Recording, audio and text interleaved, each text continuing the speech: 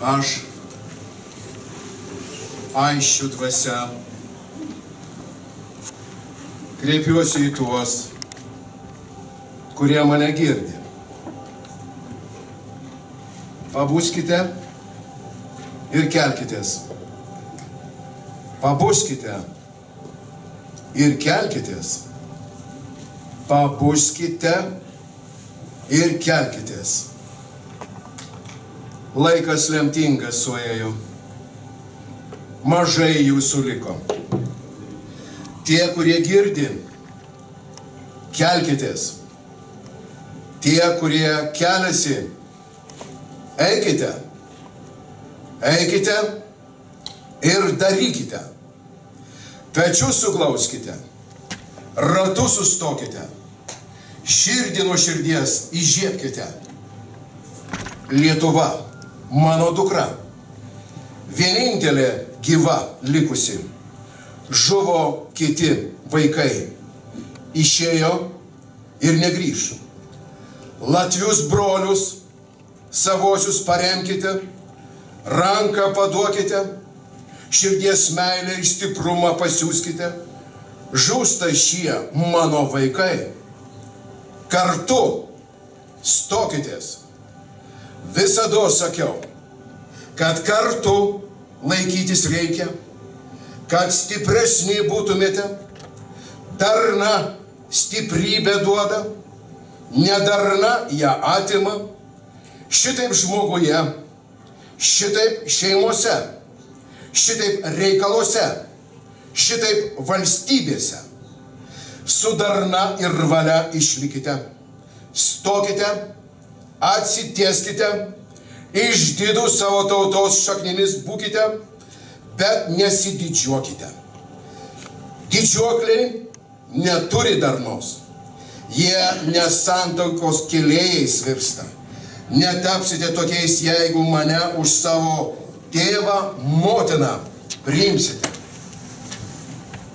Nebesiskaidykite ir vienas prieš kitą nebesistaipykite. Savo išskirtinumu žavėdamiesi. Kalbu apie darną ir meilę, kurie mano vaikai apsijungia, kad darbus didžius nudirbtų. Mano vaikai nevergauja, nes laisvė jų širdyse gyvena. Prisiminkite, prisiminkite, prisiminkite. Būkite dideliais darbus pradėję, bet tapkite mažais juos pabaigę. Būkite greiti pagalbos reikalingiems, bet lėti teisimams suklupusių. Būkite dideli dvasioje, nes tas, kuris manimi tiki, mano šviesos yra pripildomas. Tas, kuris proto tuštybei tarnauja, pasiklysta, tas, kuris kūnų norams tarnauja, dvasios nesupranta. Todėl sakau, esu jūsų tėvas, motina dvasioje, o jūs esate mano vaikai, kūnus turintys. Be jūsų žemėje neprisikelsiu. Todėl jums padėti negalėsiu. Darau dvasia, o jūs atkartoti tai turite žemėje. Todėl bus taika, meilė ir stiprumas. Šaukiu jūs, kad savo darbais vardan tėvynės Lietuvos į mano šauksmą atsakytumėte. Ne žodžiais, o darbais. Savo atbudimą įrodykite. Tada vėl gyvos Lietuva. Tada vėl gyvens jo žmonės darnoje ir taikoje. Gyvens laisvi ir tvirti. Tai buvo pasakyta anksčiau, taip sakau dabar. Ant susinaikinimo arba prisikėlimo slenksčio. Kelkitės ir eikite. Į šalis nesidairykite. Ir svetimšalio pritarimo nelaukite. Širdis turite, kuriuose laisvė gyvena. Širdis turite, kurias tikėjimas sena savo didingos tautos dvasia įkvėpti ir sustiprinti gali. Todėl širdžių savo klausykitės ir eikite. Eikite ir darbus savus atlikite. Taip sakau aš, Aisčių dvasia, mano patikėtinis vėl į krūvą surinkta. Priimkite mano meilę į savo širdis, priimkite mano taiką į savo širdis, priimkite mano laisvę į savo širdis. Tada vėl būsite stiprus ir išmintingi, kokiais jau buvote amžiams ir visada. Amžiams ir visada. Amžiams ir visada. 2012 metai, sausio 12 diena, 12 valanda, Vilnius. Užrašė Astrėja. Antropoteosofė Audronė Ilgevičienė. Brangieji, knygos pradžia. Knygos išėjimo pradžia. Aisčių dvasinės tapatybės beieškant. 1000 egzempliorių išleido Idealistų būstinė. Įvadas Audronės Ilgevičienės. Buvo aisčiai ar nebuvo? Kas jie buvo? Kokie jie buvo? Kas esame mes? Dabar lietuviai save vadinamieji. Kodėl mes sakome, kad mylime laisvę, tačiau vis šliejamės tai prie vienų, tai prie kitų, stipresnių, žiūrėdami jiems į burnas. Ir aš klausiu, tai kas mes tokie? Kas jie buvo? Kas jie gyvenę šitoje saloje? Klausiu Audronės Ilgevičienės.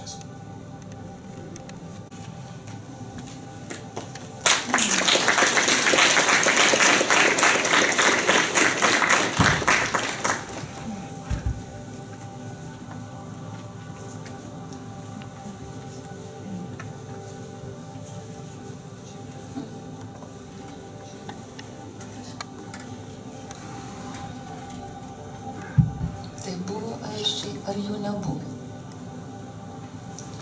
Kaip galite atsakyti jūs?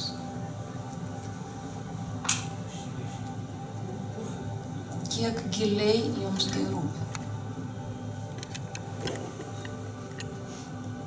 Sakau žodį giliai, kadangi jeigu žmogui rūpi giliai, jis kažką daro. Jis neišvengiamai kažką daro.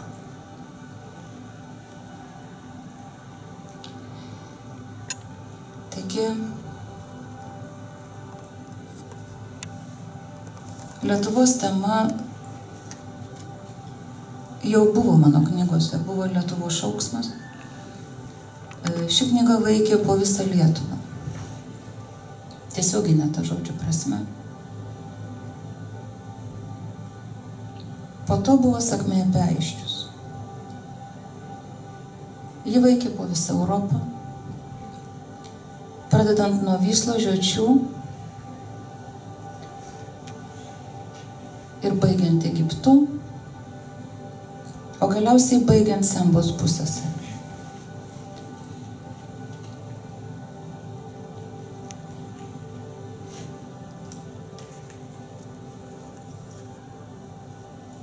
Taigi visa tai, tos paslaptys, dėl kurių verta gyventi. Tai yra paslaptys, kada jas sužinai, tu nebegali gyventi taip, kaip gyvenai. Nes ta paslapties energija veja tave. Veja tave daryti tai, ką tu gali geriausiai. Ta tema, kuri tau atsivėrė. Taigi,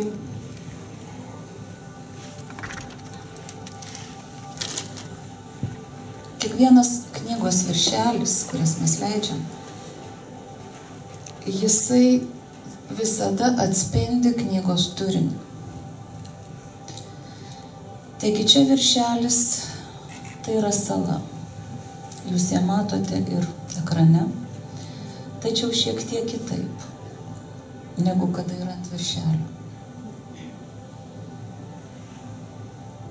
Į tą salą mes su Petru važiavom jau nuo 11 metų, nuo 2011 metų. Ir pirmą kartą nuvažiavę mes kiekvienais metais vis grįždavom į ją.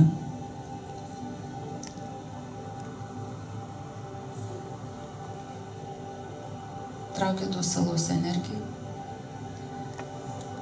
Traukė tai, kas buvo jos erdvėse. Mes daug keliaujam po pasaulį. Tačiau ši sala, ji nepaleido. Ji tiesiog nepaleido. Ir kiekvieną kartą išvykus mes jausdavom, kad dalį savęs mes palikdavom ten.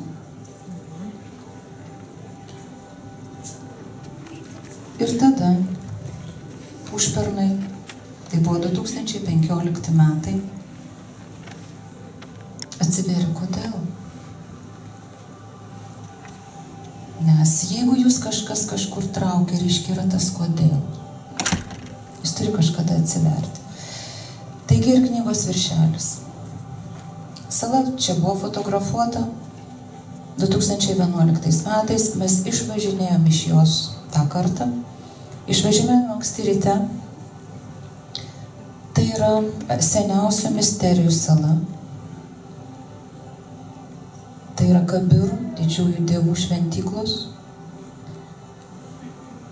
Archeologai ten jau pasimetę, jie jau nieko nebekonstatuoja, kadangi jie vis sako, kad mes atveriam vieną sluoksnį, po jo yra kitas, po to dar kitas, kurie iš principo kaip ir jau paneigia visą tą informaciją, kurią jie buvo atvėrę prieš tai. Taigi, misterijų sala. Tas misterijų salas, jų nedaug pasaulyje. Tas misterijų salas, jas iš tikrųjų gaubia ne tik paslapties šydas, bet net išoriškai jūs galite tą šydą jausti. Tai va čia buvo fotografuota sala, kuri tiesiog mums prieš akis, kad aš parodžiau mūsų draugams vokiečiams, jie nustebo, sako, negali šitai būti. Praktiškai Petras fotografavo žingsnis po žingsnio per 10 minučių, tai yra pradžioje išryškėjo tas ratas, apsauginis ratas, o po to tiesiog ta sala visa pasislėpė debesyse. Fata Morgana. Buvo, nėra, o gal ir nebuvo. Taigi, tą viršelį sukūrėm tokį, kad jūs suvoktumėt, kad kartais, matot, raidės išeina iš vandens, iš jūros. Taigi kartais, tas kartais, gali būti kartą per 10 000 metų, gali būti kartą per 20 000 metų, gal per 1000. Nežinia.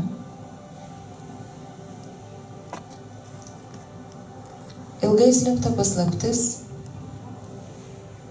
išnyra iš gelmės, bet kaip tos raidės. Jinai išnyra iš gelmės. Ir jeigu yra tie, kurie sugeba tą paslaptį tuo metu nuskaityti,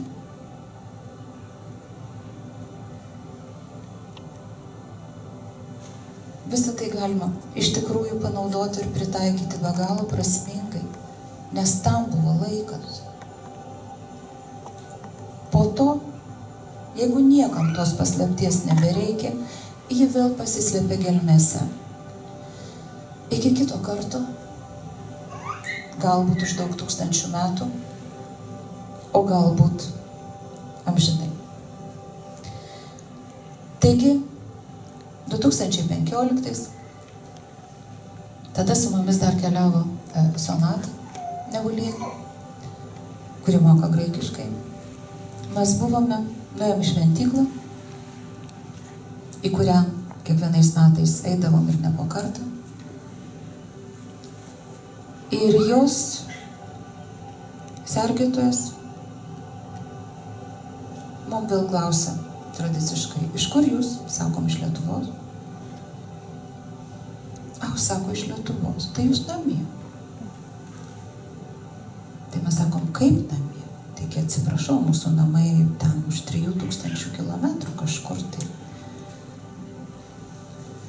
Ir taigi jisai papasakojo istoriją, kad 1700 metų prieš Kristų į tą salą buvo atėję, sako, jūsiškiai, tai yra iš jūsų dabartinės Lietuvos teritorijos, nuo Baltijos jūros, jūs aiškiai vardino lokaciją, buvo atėję lietuviai. Sakau, gerai, jie dar tada nesivadino taip, bet lietuviai, tai va jūs. Ir tai buvo vienuoliai, jie gyveno neprieinamose vietose, jie kopė į tas vietas virvėmis, tai buvo vyrai, aukšti, šviesiais plaukais, mėlynom akim. Tai va, sako, pasižiūrėkit, va ten Profitės Ilijas pusėje žmonės ir dabar tokie yra. Taigi sala dalinasi į tą graikišką pusę ir tą kitų pusę. Ir iš tikrųjų mes netgi nuėjom pasižiūrėti paskui Profitės Ilijas pusėje kapinaitės jų. Baltas marmuras gražiai ir visa kita. Ir ten nuotraukos mirusiųjų. Tiesiog toks jausmas, kad mūsų Lietuvos kaimo žmonės.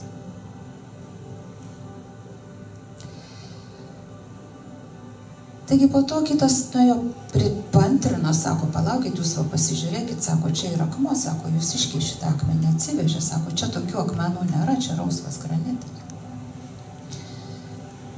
Taigi visą tai mes priėmėme kaip labai svarbų ženklą.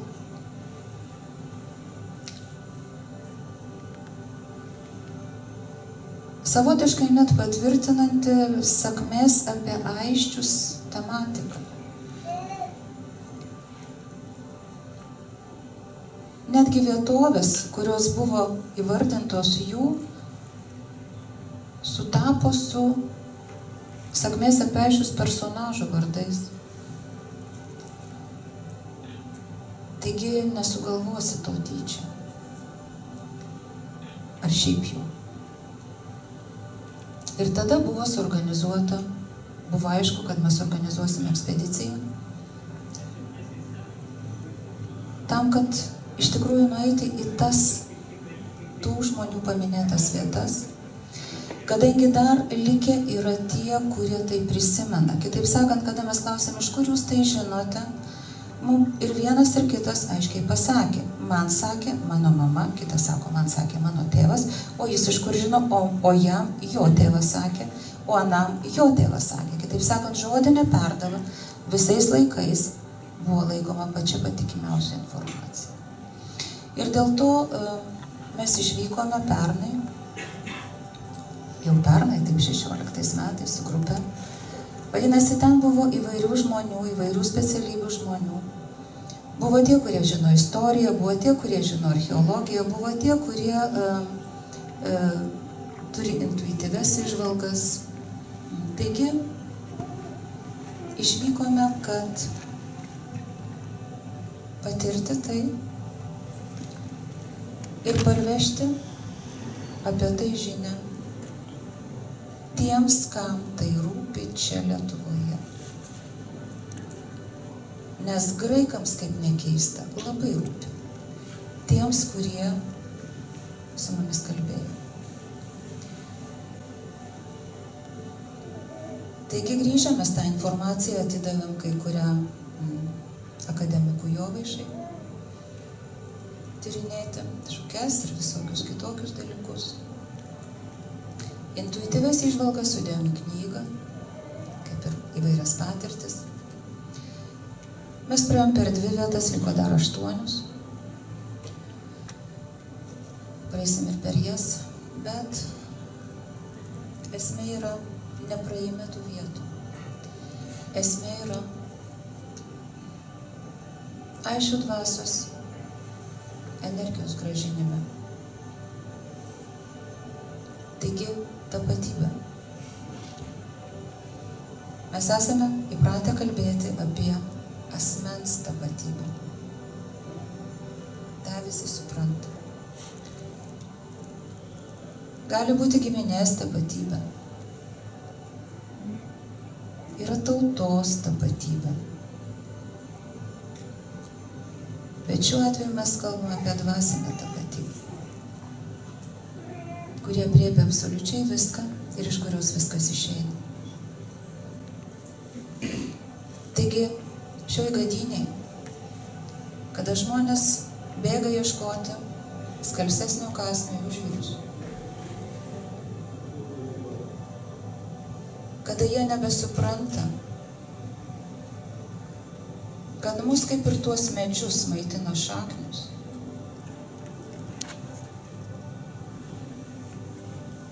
manyčiau, kad suvokimas, kad mes tą dvasinę tapatybę turime, kad jeigu jau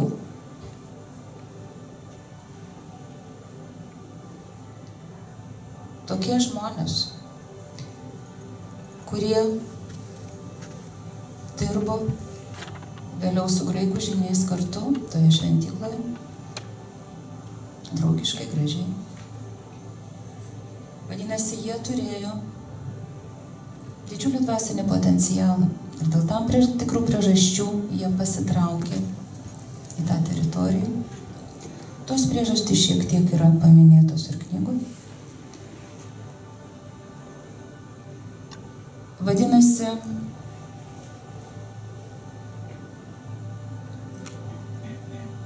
mes negalime sakyti, kad mes žemdirbių tauta, kad mes neturim jokių šaknų, kad mes galim remtis vien tik tai Lenkų ar kieno ten kultūra. Man skauda tai girdint. Aš tikiuosi ir jums čia esantiems. Ir būtent dėl to mes negalėjom su Petru nepakelti žmonių žygių. Taigi aš paprašyčiau atsistoti visų bendraautorių, nes tų bendraautorių 34. Čia ko gero ne visi, bet aš paprašyčiau atsistoti dabar visų bendraautorių.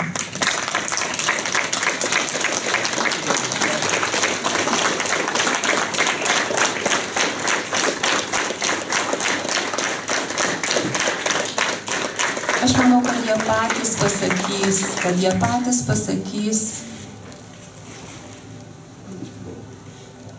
jie knygoje išsakė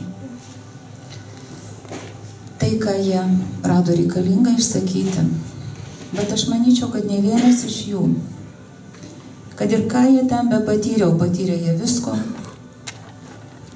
nebegalės gyventi taip kaip anksčiau. Ir kad ta energija varys juos dirbti vardan Lietuvos, vardan mūsų aistijos.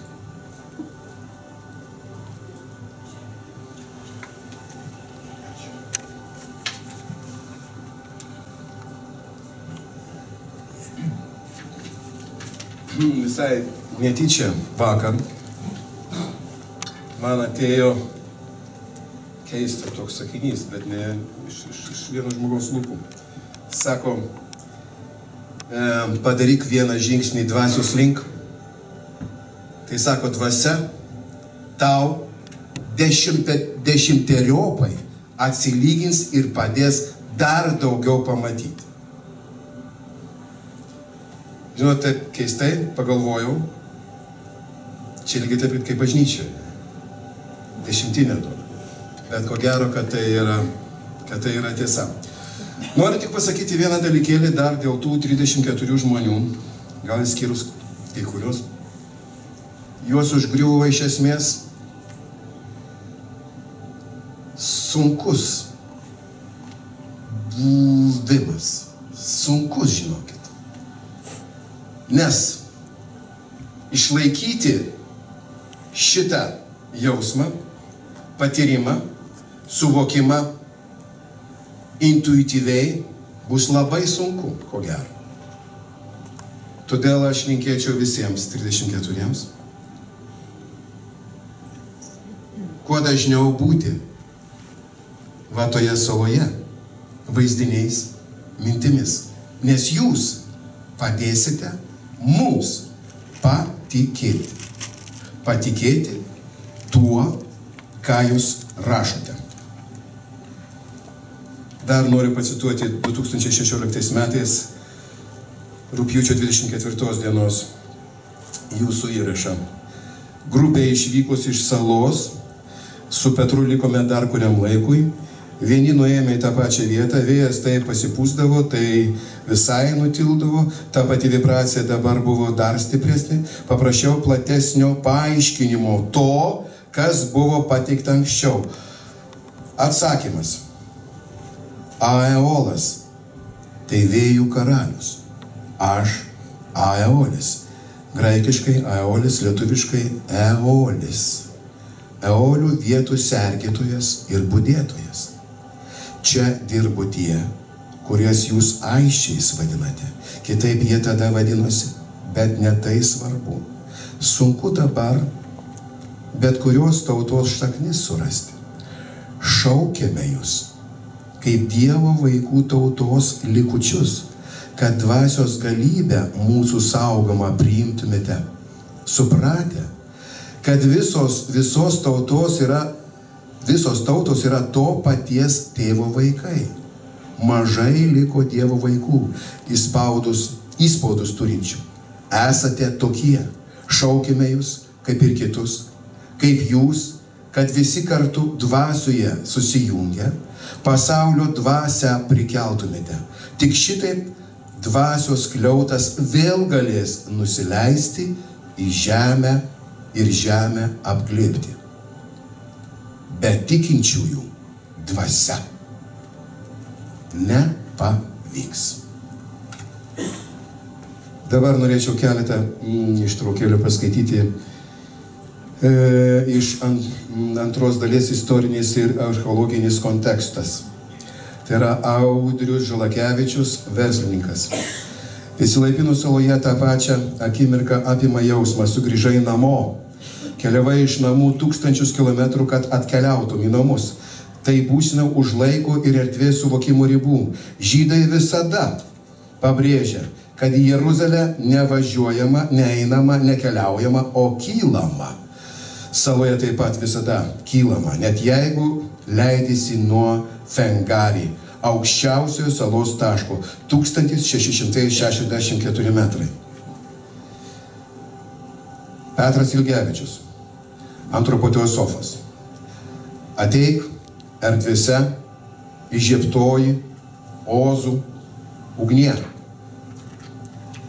Samotrakė sala, didžiųjų misterijų sala. Suprantama, kad aisčių žiniai žinojo tą vietą ir savaip susisiekdavo su joje dirbančiais žiniais. Galime ignoruoti vietinių gyventojų žodinę perdavą apie aisčių ir dabartinių Lietuvos ir kitų Baltijos šalių vietų ateimą į šią vietą ir vietovę prieš maždaug 3700 metų, nes tai yra kol kas nepatvirtintas istorinis faktas. Tai savotiška žodinė archeologija, atverianti ir atskleidžianti paslėptus mūsų protėvių buvimo ženklus ir dvasinės tapatybės buvimą. Aš esu įžiebtoji ozų ugnis.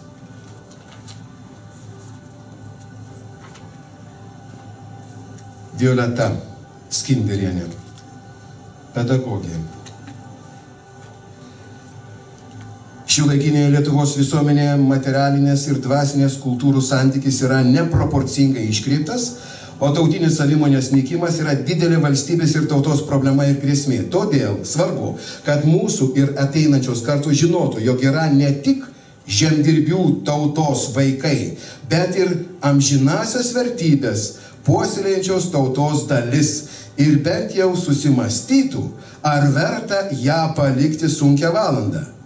Kas formuos ir maitins jų vaikų vertybinį pasaulį. Vaida Petrukienė, edukologė.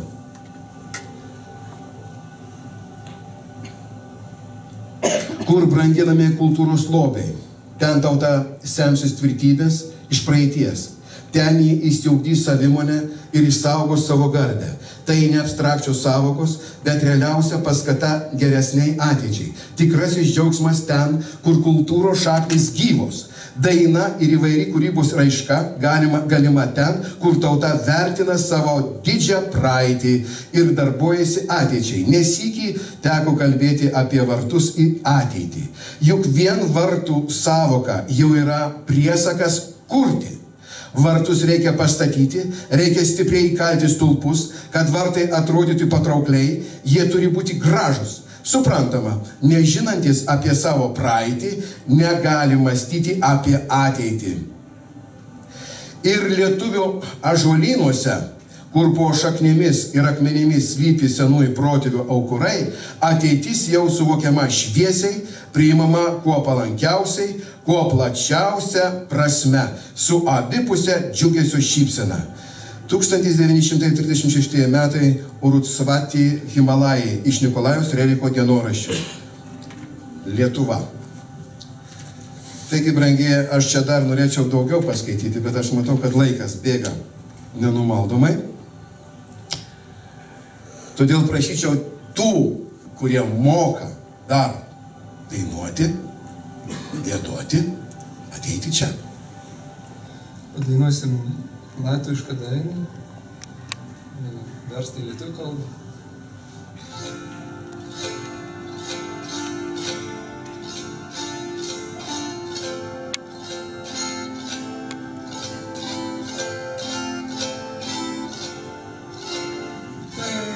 Tai dievožis jojo, tuo kalėdelio klodo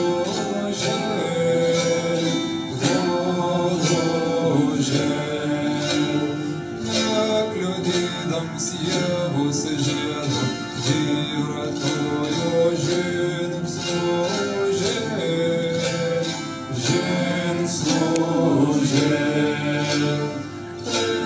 Tai dievožis jojo, tuo kalėdelio kložė.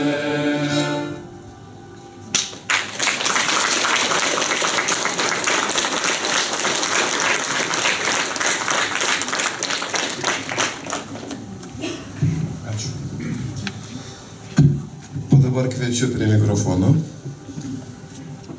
Jurgitą Girkantaitę Rumšienę. Ateikite, Rumšienė.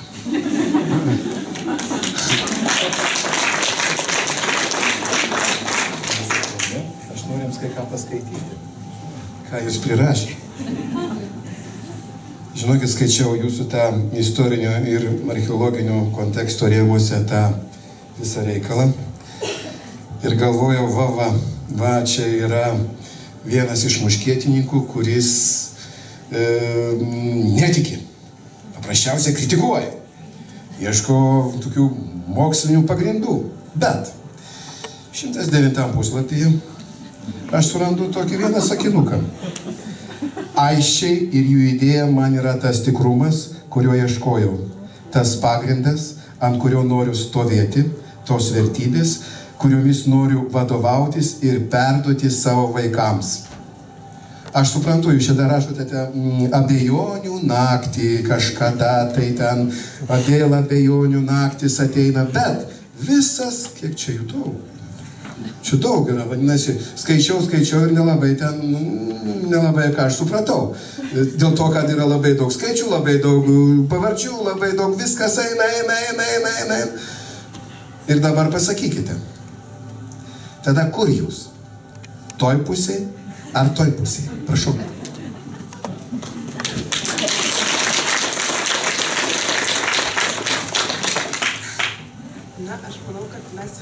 pačioj pusėje, bet iš tos pusės, kaip supratot, mūsų ekspedicija buvo labai netradicinė, nelabai skiriasi nuo tų, kuriuose aš dalyvavau, kai istorijos studijų metu. Ir natūralu, informacijos ieškojom ir intuityviais, ir empiriniais metodais. Tai akivaizdu, kad man prieinami tik empiriniai metodai. Tai informacijos aš ieškojau empiriniuose metoduose. Vadinosi, tais šaltiniais, kurie yra prieinami protui. Aišku, dvasios ieškoti protui yra sunku, bet kuo galiu, to ieškau. Ir be abejo, sulaukusi kvietimo dalyvauti ekspedicijoje, man visada patinka žinoti, kur ir kaip važiuoju. Aš aišku, sakymę apie Aiščių senai buvau perskaičius ir žinojau, kas yra Samotrakiai sala, bet daugiau apie kontekstą, kas ir kaip nežinojau. Todėl dariau namų darbus dar prieš išvažiuodama gerokai ilgiau ir juos ir surašiau visus su visais skaičiais ir visom teorijom, kurios yra. Tai čia ne... Kad parodyti, kaip matot, Samotrakiai yra pačiame viršuje, Egėjo jūros šiaurinėje dalyje, tai yra pati aukščiausia sala. Ir tie empiriniai šaltiniai, kurie man yra prieinami, tai yra rašytiniai šaltiniai. Bet jie yra gana vėlyvi, jums minėjau datą 1700 prieš Kristų, tai pats seniausias rašytinis šaltinis yra Homeras, vadinasi 8 amžius prieš Kristų, o visi kiti dar gerokai vėlyvesni. Aišku, netaip lengva juos visus surasti, nes kai kurie graikų kalba, kai kurie angliškai, bet ten kai kurios knygos dar tik šiandien mane pasiekė. Bet tą situaciją, kurią aš radau, jūs rasite knygoje. Kiti šaltiniai yra archeologiniai, be abejo, mes ten kasinėjimais užsiimti negalėjom ir neužsiėmėm. Archeologinio šaltinio pamatyti šiais metais nepavyko, nes muziejus buvo uždarytas. Tai naudojomės tai, kas yra publikuota ir kalbinom didžiausią Samotrakiais istorijų žinovą, archeologą Dimitrį Macą. Pokalbį su juo rasite diske, kuris yra. Toliau yra kita šaltinių pusė, tai yra vandenvardžiai, vietovardžiai, tai yra galėjo likti aistiškų klodų pavadinimuose. Tačiau šita tema dar laukia savo eilės, nes reikia surinkti daugumą iš vietinių gyventojų, nes dauguma vietovardžių, vandenvardžių, jo žino tik tai vietiniai žmonės, jie neužfiksuoti žemėlapiuose. Ir todėl daryti kažkokių apibendrinančių išvadų sunku. Ir ketvirtoji dalis tai yra etnografija, vietinių gyventojų pasakojimai. Tai iš šitų visų keturių, kas ten, kam įdomu, aišku, rasite, nors ir daug prirašiau. Tačiau išvada iš to, ir aš po to mąsčiau daug kartų, tiesiog, jeigu žiūrėtume į šitą iškeltą tezę, problemą mokslinių kontekstų, tai galima būtų pasakyti, kad tai yra iškelta hipotezė, remiantis vietinių gyventojų pasakojimais ir intuityviais tyrimais. Ir dabar yra medžiagos rinkimo ir jos analizavimo stadija. Dar reikia, kaip minėjau, mes atidavėm, ką turėjome tyrėjams. Ir įdomu sulaukti jų išvadų, bet reikia laiko. Ten, pavyzdžiui, vienas yra dalykas šventoji kalba, lingva sako. Tai yra laikoma, kad ilgą laiką po to, kai jau kitaip tariant, tai yra šventyklos liturgijai naudojama kalba. Ir laikoma, kad ta kalba galėjo būti trakų. Tačiau trakų kalba, kaip žinot, neišlikusi. Ir nors ir tokia hipotezė keliama, kad ta kalba trakų, arba kitaip tariant, tai yra graikų rašmenimis užrašyta nežinoma kalba. Seniausiai jos pavyzdžių yra rastas Samotrakiai ir be abejo, ta kalba galėtų būti ir Aiščių. Todėl labai įdomu, kai mūsų kalbininkai prie to prieis, mes jiems atidavėm, kokia bus jų išvada šitų kontekstų. O toliau, tai be abejo, aš tik noriu pasakyti kad nežiūrėkite į tą skyrių ir į mano tekstą kaip į baigtinės išvadas, kad, taip, aš neradau dabar jokių empirinių patvirtinimų, kad Aiščiai buvo saloje. Bet tai dar nereiškia, kad taip nebuvo, nes dar yra labai daug kur rinkti tą medžiagą ir tiesiog reikia laiko tam. O kadangi mūsų ekspedicijos tikslas nebuvo vien mokslui priimtinų faktų paieška, tai šitas skyrius ir yra toks kaip įvadinis, tai yra kontekstas iš principo, kad jūs skaitydami suprastumėte, apie ką eina kalba, kas yra ta sala per vieną, o toliau jau darytumėte išvadas patys. Na ir pabaigai, aišku, jeigu, kaip žinot, Troja irgi kažkada laikė legenda, ir jeigu Henrikas Šlymanas irgi būtų taip manęs, tai mes ir šiandien neturėtume Trojos. Todėl nereikia atmesti visko vien dėl to, kad nėra dabar užrašyta ar parašyta, ar kad neradom kažko iškasto. Ačiū.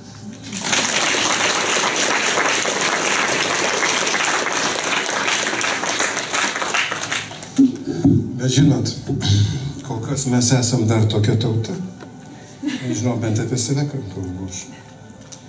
Man kai parašydavo tiesoj anksčiau, tai aš, kai buvau ten to amžiaus, aš tikėdavau. Ir mes esame išauginti va šitą tą dvasę, kad kas yra parašyta laikraštyje, ne? Jūs patys puikiai žinote.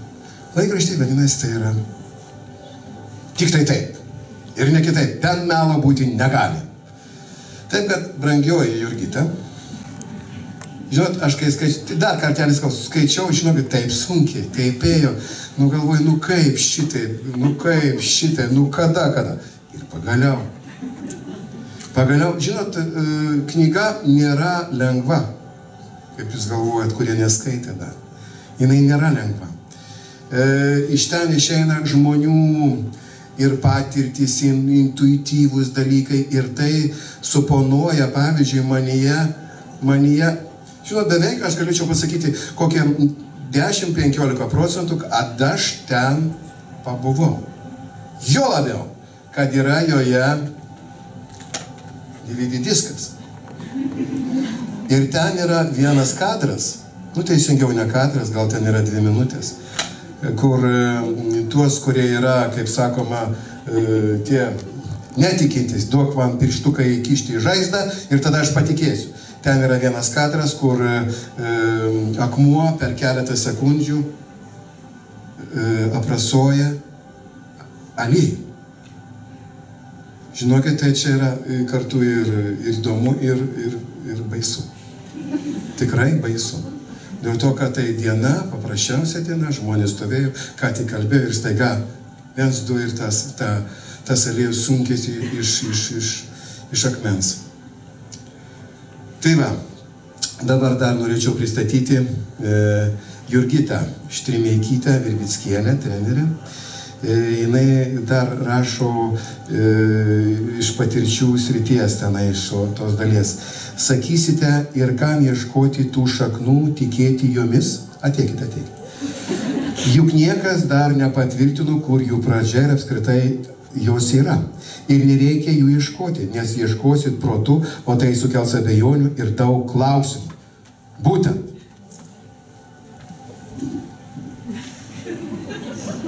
Kai dabar aš turiu sakyti klausimus.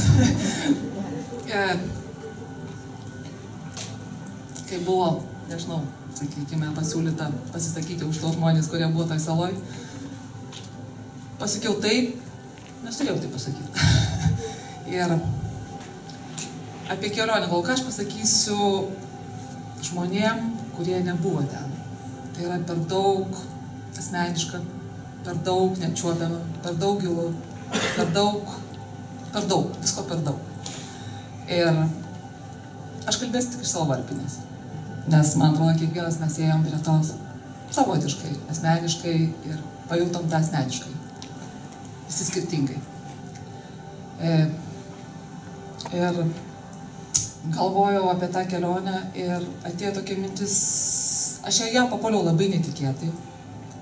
Galima sakyti, išvažiuojant į traukinį šokau, nes ekipažai buvo jau suformuoti, aš net negirdėjau, kad tai kažką labai tokio, toli girdėjau, kad tai bus kažkas, bet praktiškai šokau į, kaip tyčia atsirado viena vieta, mano šauniam ekipažui, ačiū jam, kad priėmė mane.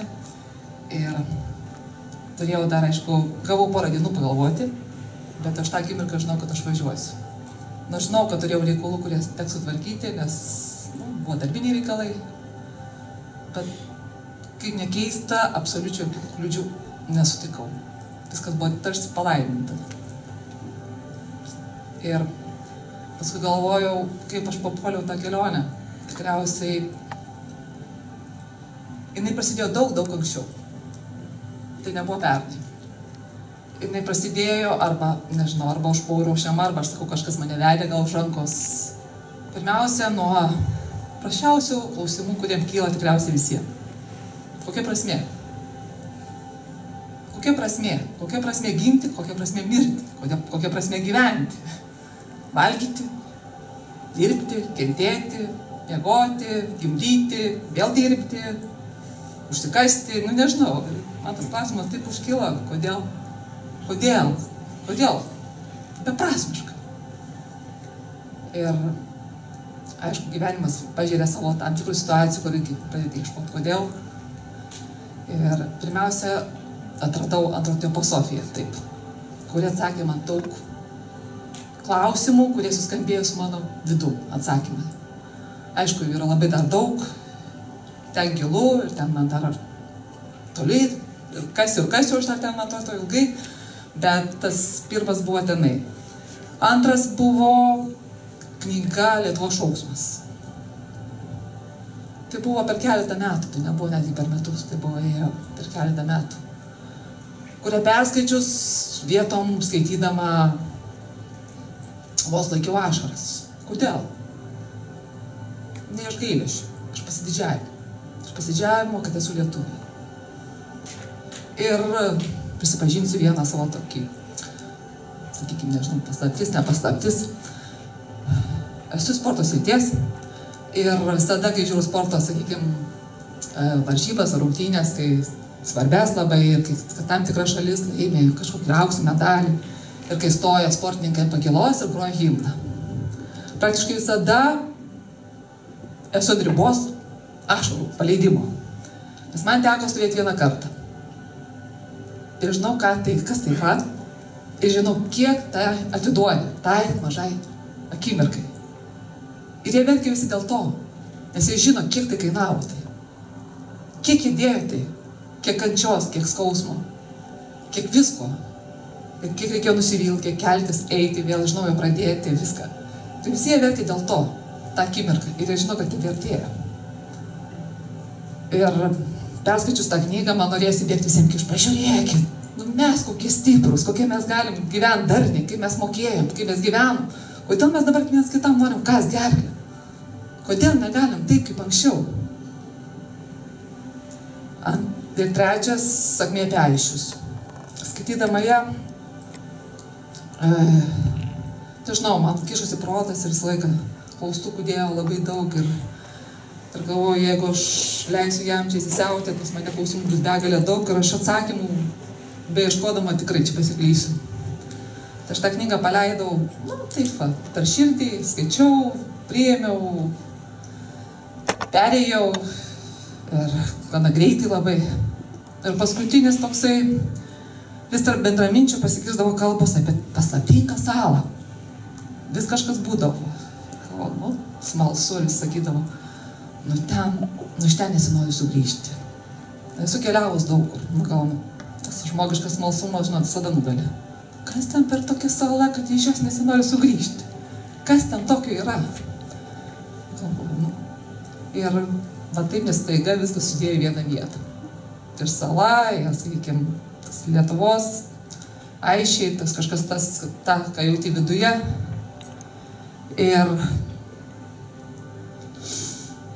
Ir sakykime, nežinau, man sunku šnekėti apie kažką kelionę, nes tai, labai sunku žodžiais išsakyti.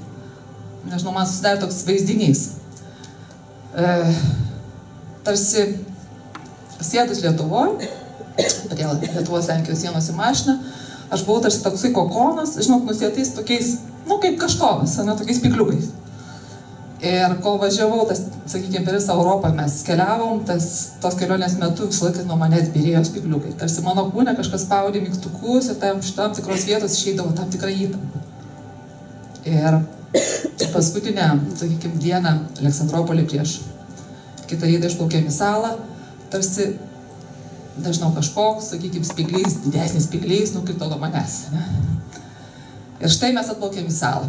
Aš jau tokia mažiau dygliuota, sakykime, bet dar kokonas geras. Ir išlipu toj saloj ir apsigyvenus viešbutį ateina pirmas žodis - laisvė. Laisvė, bet ta laisvė toj saloj kiekvienas suprato savai, kiekvienas išgyveno savai, bet tas žodis pulsavo visur. Nuo tų, kad ožkos vaikšto laisvai, šunys vaikšto laisvai, žmonės laisvai, visi laisvai. Laisvė. Visokių ten buvo žmonių, aišku, kaip jie suprato laisvę. Ir sakykime, kiekvieną dieną, per tas 2 dienas, kol mes pratinomės prie salos, tas mano kokonas tarsi vėrėsi, jį tarsi oras įėjo. Jis tarsi ten praškėjo viduje kažkur, kažkas tenai. Ir per tas dienas, kai mes ėjom aišių, sakykime, lankėm tas aišių vietas, po kol kas tariamas. Nežinau, labai sunku tai pasakyti, jis tarsi vėrėsi, tarsi kažkas manyje, nežinau, laisvinosi, tam tikrai, nežinau, labai sudėtinga. Ir vienoje vietoje, labai, nesakysiu kur, aišku, tai čia mano asmeniniai dalykai, kiekvienas, man atrodo, mes turim savo vietą, kas buvo tenai. Tarsi kažkas palėtė vidų, pačią didžiąją gelmę. Ir žinau, kad teks užrašyti tekstą kažkokį grįžus, o aš gyvenime nerašiau jokių tekstų, iš manęs rašytoja prasta. Ir niekada net nebandžiau to daryti, nes užrašinėlius gaudavau trejetus tais laikais. Ir tai va, bet tas tekstas jis atėjo, reikėjo parašyti, atsisėdo, aš jį parašiau 3 valandų bėgiai, labai greitai. Ir man čia nesakė, dar tu jį pataisy, gal praplės, sakau, ne, neplėsiu, nes tai skiš protas, tai bus daug visko vėl netiesa. Ir dabar, va, neseniai gavus knygą, perskaičiau šitą tekstą. Ir žinot, jis mane užkabino. Jis palėtė man kažkokią stygą mano viduje. Gal nejaugi aš tai parašiau. Vadinasi, jeigu mane palėtė, vadinasi, aš prie kažko prisiliečiau. Ir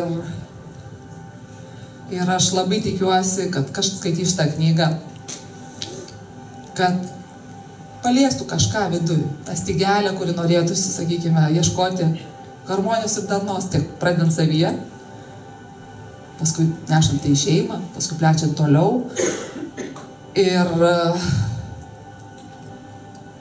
Ir visada galvojau ir mąsčiau, kartais man ateidavo, aš manau, kad mano amžiaus žmonių labai daug turi giminėse, kas teko tremtį išgyventi, senelius, aprosenius, kam karus teko išgyventi.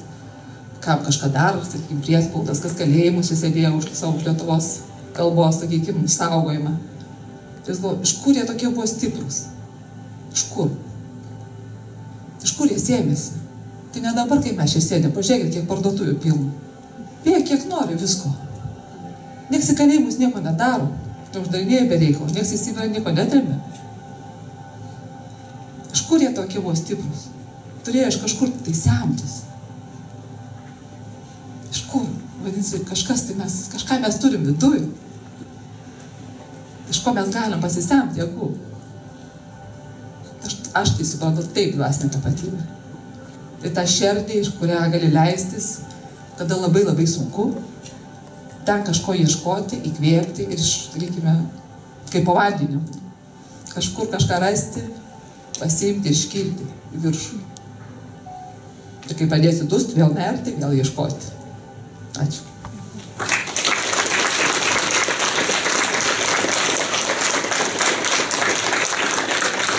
Nedaug mes turime laiko, bet noriu paskaityti trumpai Kristinos Krašenkaitės, drabužių konstruktorė, modeliuotoja ir psichologė, iš patirčių. Neskaitysiu visko, kadangi ten turiu. Tarp kitko, aš pasižymėjau visus jūs, kas tik rašėte. Jūs visi mane užkabinot. Daugiau ar mažiau, bet po tiek ar po daugiau, žinote, vadinasi, galvoju, tai yra tikra. Jeigu jūs ten rašite širdies, nes ir aš priėmiau.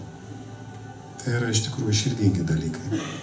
Tai va, Kristinos, kreipiuosi į jūs, didingų savo šaknimis šalies žmonės, dvasios brolius ir seses. Jūsų akise matau baimę ir nepasitikėjimą, kurie galėtų mus palaužti.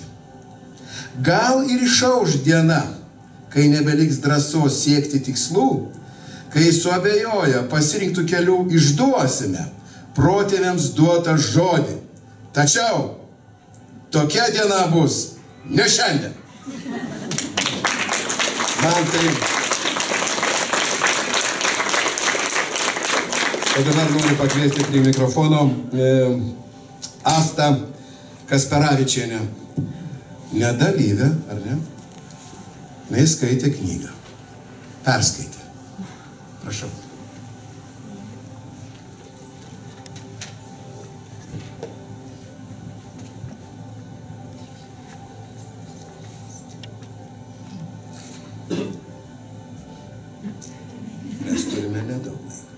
Aš pasistengsiu.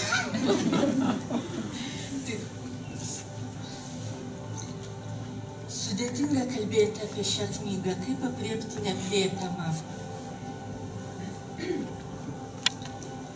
Kūrinys perskaitytas tik šią savaitę, todėl pasidalinsiu kol kas dar paviršiuje plaukiojančiais įspūdžiais. Tautos dvasios, pradėsiu nuo knygos pavadinimo, Aisčių dvasinės tapatybės beieškant.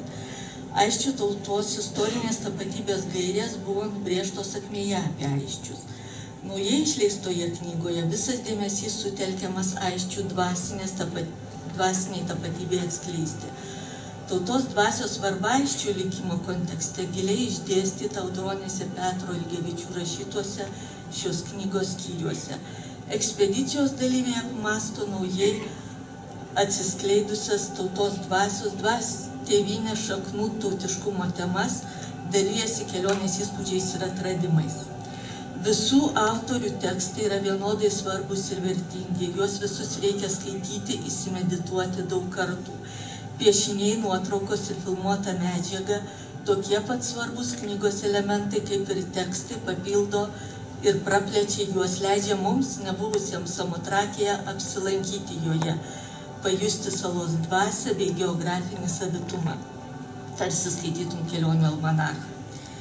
Knygoje surinkta išsami informacija apie Graikijai priklausančią Samotrakės salą. Žinios apie šią salą pateikiamos visais įmanomais pjūviais: geografija, salos žemėlapiai, istoriografija, archeologiniai faktai, mitologija, vietinių gyventojų pasakojimai.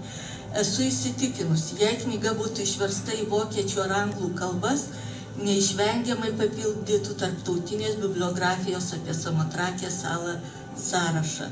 Dabarties akimi žiūrint, patikimiausi šaltiniai yra vietinių gyventojų pasakojimai, kruopščiai surinkti, aprašyti ir nufilmuoti. Ši knyga man kaip gyva pulsuojanti širdis. Tik pabandykite įsivaizduoti, savo delne laikote padėtą gyvą, virpančią širdį.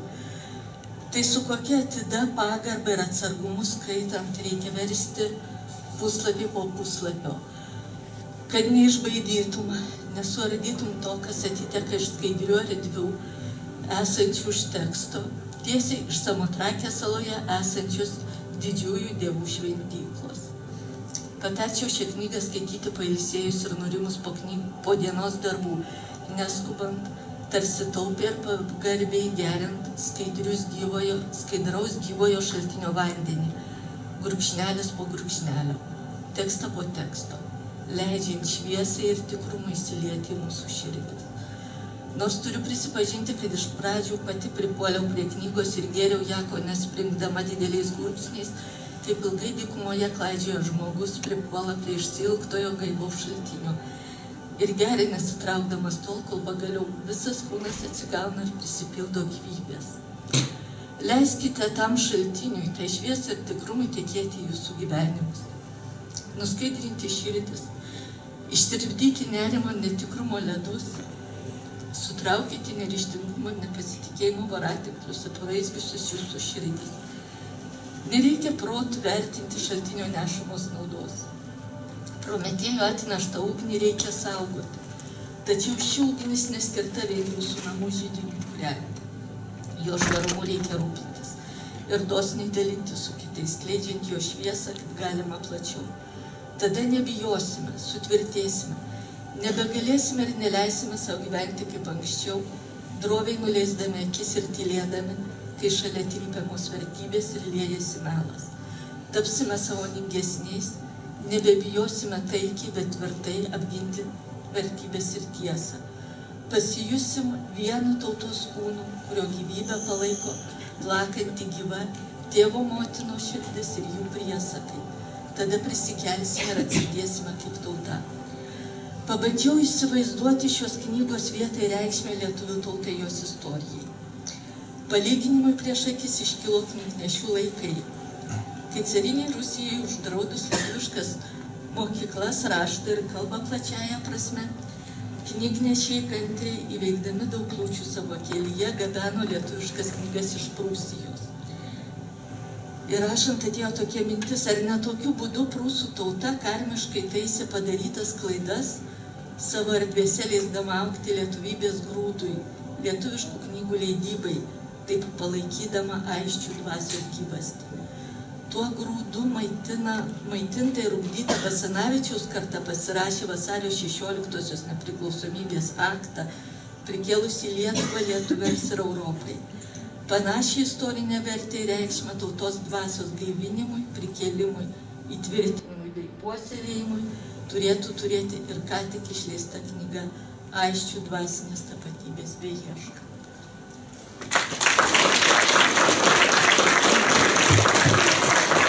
Ačiū Jums. Brangieji, aš kartais pats pagalvoju, kai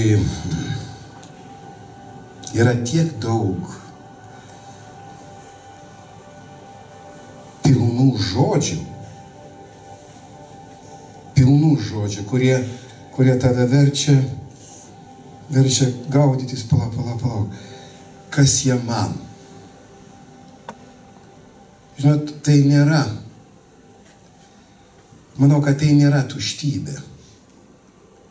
Kai žmogus kalba apie tėvynę, apie savo sielą, dvasią ir dažnai tai kartoja. Tai nėra daug. Tai vadinasi, aš tai vadinu ėjimas į tą pusę. Ėjimas. Ir baimė, ir ieškojimas, ir pasitikėjimas kartu. Keista, bet taip. Ir dabar vieną sakinėlį iš Audronės Ilgevičienės, parašyta vietoj pabaigos. Mudviejų su Petru darbas buvo grūdą pasėti, dvasios impulsą priartinti. Ar reikalingas jis kam nors? Ar reikalingas jis tau, skaitytojau? Atsakyk, kas tau yra tėvynė? Kas tau yra Lietuva? Kas tau yra aisčiai? Kas tau yra vertybės? Ar manai, kad kiti turi vertybės atkurti, kad tu jomis naudotumeis, skųsdamasis, kad ir vėl kažkas negerai? Audronė, prašau.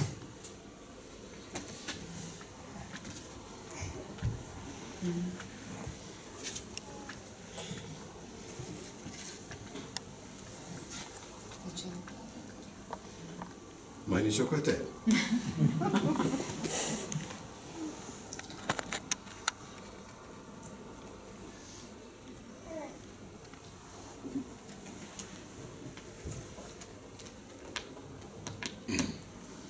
Didelius darbus daro daug žmonių. Niekada nedaro jų vienas žmogus.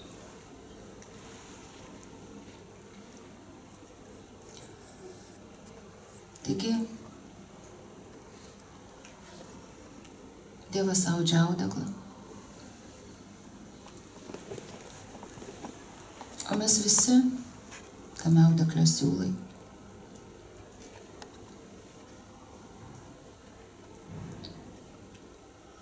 Tas audeklas harmoningas,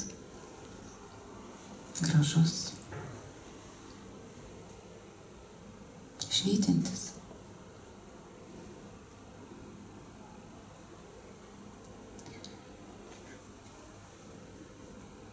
Mūsų reikalas buvo priminti, kad tas audeklas yra.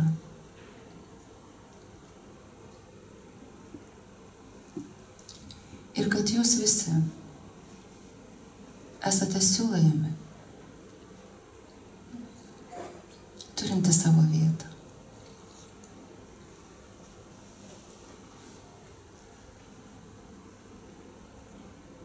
Bet tai nereiškia, kad mes galim būti pasyviais, jeigu jau mes siūlai. Tai yra siūlai, kurie patys susiaudžia, nors jie ir yra vedami tos išganingos rankos.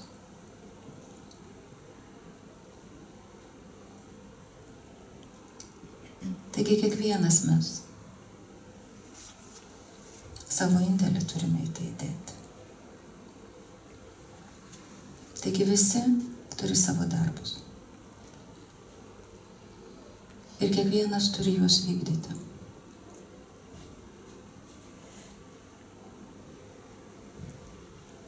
Mūsų darbas buvo pasėti sėklą. Tu, kam ta sėkla svarbi, darbas ją auginti, puoselėti ją, rūpintis. Kad iš to išaugtų galingas medis. Galingas medis su nepaprastai tvirtom šaknim. To šaknis mūsų aiškios dvasios tapatybė.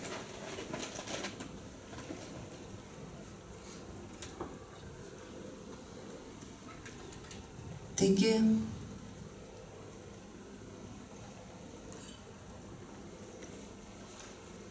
čia toj mugėj daug klausimų girdėjom.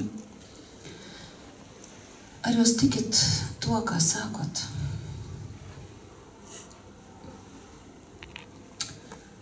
Mums su Petru belieka atsakyti. Žinoma, kad netikim. Mes žinom. Mes žinom. Mes esam tuo įsitikinę, dėl to mes negalim tuo netikėti. Nes kiekvieno tiesa priklauso nuo jo pažinimo. Kiek plačiai tas pažinimas atsiveria, tiek plačiai jis gali suvokti, kokią galią turi tikėjimas dvasia. Kada jūs skaitot legendas apie senovės herojus, apie tai, kaip jie sugebėdavo atsilaikyti neįtikinamiausiose situacijose, žmogaus kūnas negali šitiek. Dvasia veda.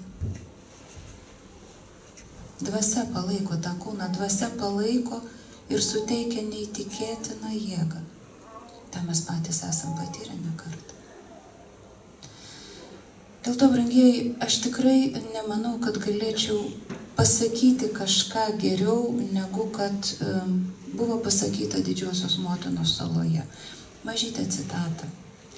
Knygoje yra vėliau tos paaiškinta tai, kadangi iš tikrųjų ta kalba yra be galo įvairiabriaunė.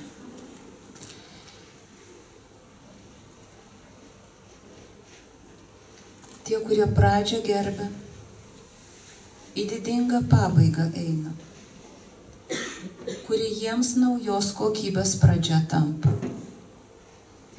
Tie, kurie pradžios negerbia, niūrios pabaigos sulaukia, kurioje naujos pradžios nebėra. Perduok tai žmonėms, kurių ausis girdėti gali, o akis regėti. Tie, kurie gražias burnas turi, lai kalba. Negraži burna tylėti turi. Kiekvienas savo darbą turi daryti, kokį išmano, kokį jo širdis žino ir myli. Kol to darbo nežino, išmanantiems lai patarnauja. Tai buvo ir bus, nes taip yra. Aš Didžioji Motina kalbėjau. Tai buvo 16 metų, rugsėjo 3 diena, Samotrakės sala.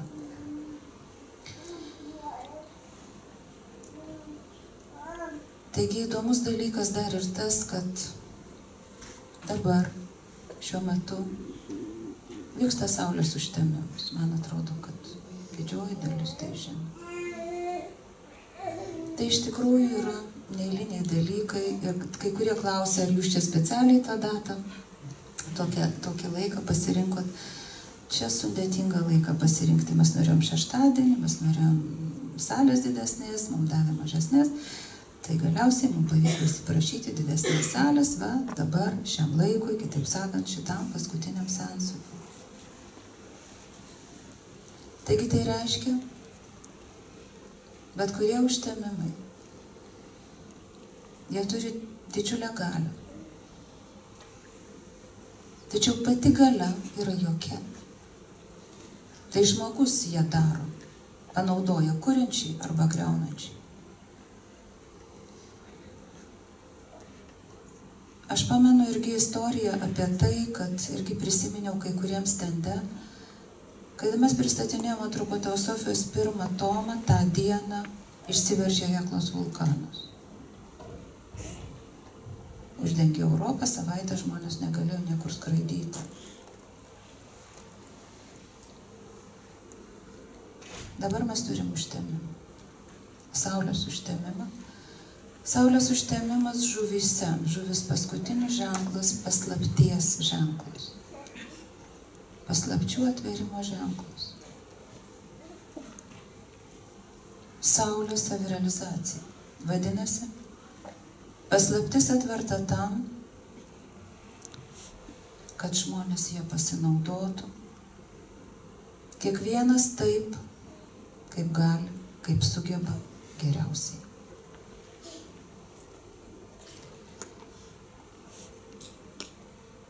To linkėčiau visiems čia esantiems ir visiems tiems, kurie skaitys tą knygą. O po to, jeigu jūs dar kažką pasakysit, kodėl? O gal?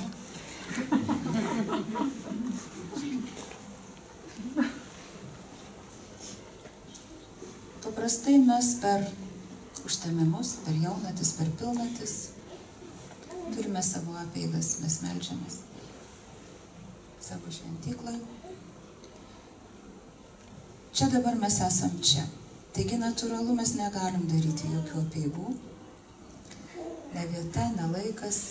Gerai, kad mūsų dar čia niekas nevaro. Tačiau aš prašyčiau mūsų Deividą su savo puikia grupe ateiti čia.